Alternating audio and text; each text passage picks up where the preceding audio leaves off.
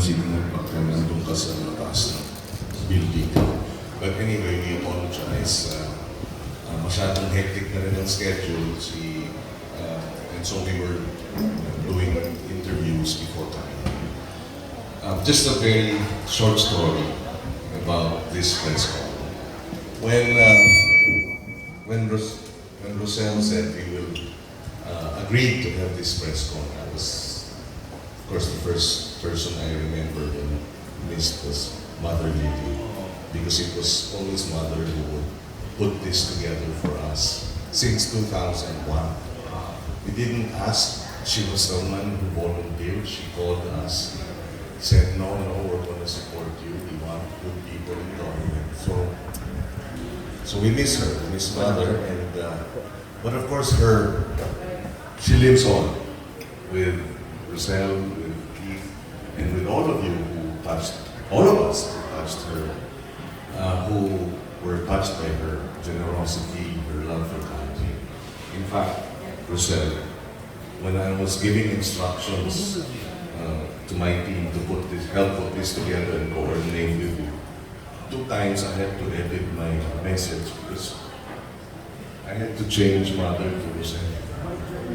Out of habit ba? Mother really will put together. Mother will put together a press conference. Roselle pala, Roselle. And then that was the first time. The second time, again, out of habit, we're going to have a press call with Mother, with Roselle. That's how we miss Mother so much, because she was really a mother to us. And as Roselle said, truly, she was inspiring. When we were down, when we felt that we were alone, especially that independent run, we didn't join the administration or the opposition. So we were solo. She called us again and said, we need to help you, we have to win. So, yes, she's still alive, very much alive in our hearts. And thank you, Roselle, thank you, Keith, for the support. And well, we're here 6 more days. It's the home stretch. We're still struggling to solidify a hold in the top 12. Several polls have placed us statistically tied from number 9 to 12 with about 8 other candidates. So it's really a tight race, an extremely tight race. Because only 12 will make it, maybe the difference between 12 and 13 can be less than 100,000 votes. So every vote counts. Every vote matters. And that's why this press con today, hopefully, we will be able to bring our message, which, by the way, has been hijacked left and right by trolls. We have been bashed, we have been trolled. They have spliced video, demeaning us, insulting us, mocking us. And that's why this, hopefully, the media, showbiz media, can help us correct the lies that have been spread and continues to be spread. Palagay ko, because nga we're statistically tied, there are those who are afraid and have resorted to disinformation.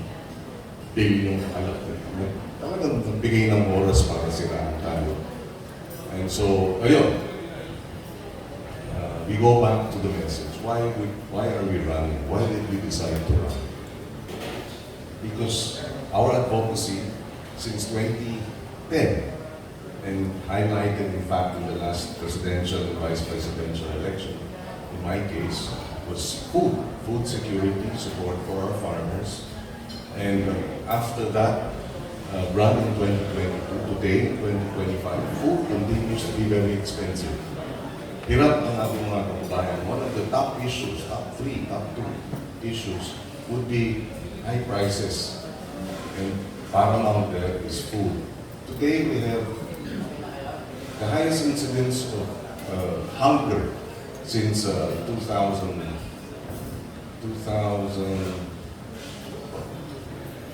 since 2022, when we were all locked down and so many lost their jobs, so many were not earning anything, so hunger incidence was very high then. We're pretty much back to the incidence of hunger. About 37% of our voters, of our citizens experience hunger. It's almost 40% of our citizens. The other thing is highest self-rated poverty since 2004. Ibig sabihin, people are suffering. And that's why we said we have to run to address the issue of hunger. We were able to address the rice prices when we were asked before. If you will recall, marami sa inyo will agree, there was a time, just recently, about less than 10 years ago, that 1,000 pesos, yung 1,000 piso at yung 500 piso, maraming nabibili sa palengke. Hindi pa. Hindi na ngayon. At bakit? Noong 2015, base sa NEDA statistics, pinakamababang inflation ang nakabot ng bansa in 20 years. Nationwide inflation was the lowest in 20 years. In 2015, September, and at that time, I was Food Security Secretary, precisely tasked by President Aquino then to address high food prices, which we achieved in a period from 2014 to 2015.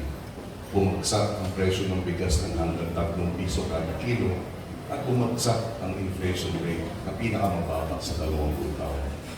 So I know how to address the problems of rice supply, of inflation, because if you address the prices of rice, you address inflation pretty much. Pag mataas ang presyo ng bigas, sumusunod na lahat.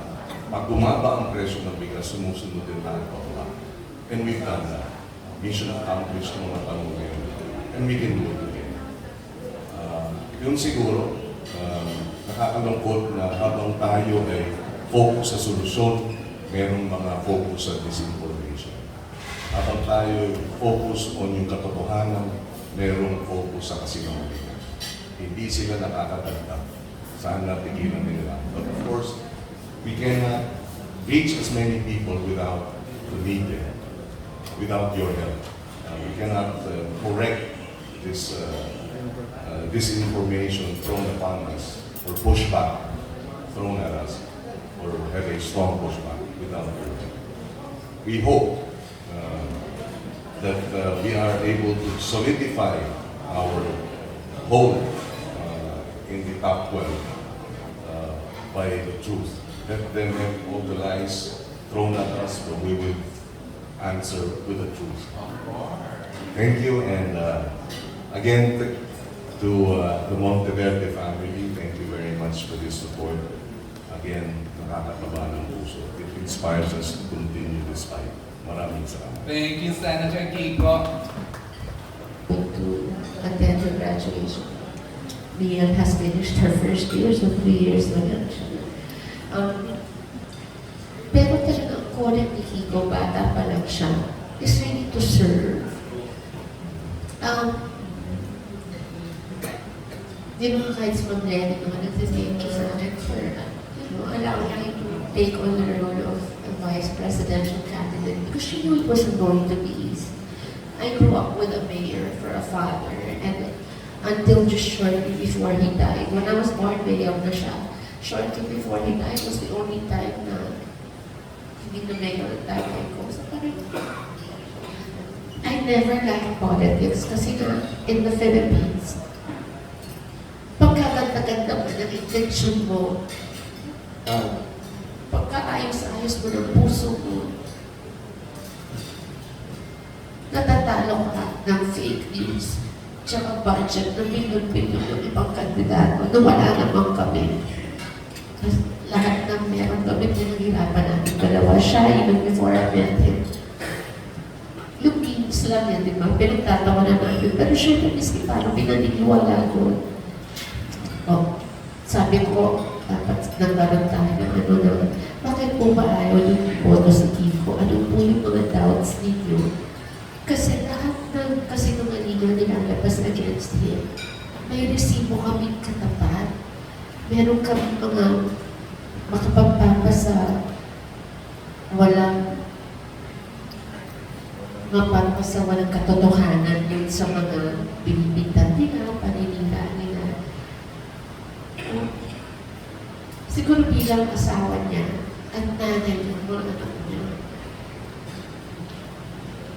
Ang pride kasi namin galing dun sa matinong pagkatao namin. Wala namang perfecto, di ba? Lalo tayo sa showbiz, Diyos ko po.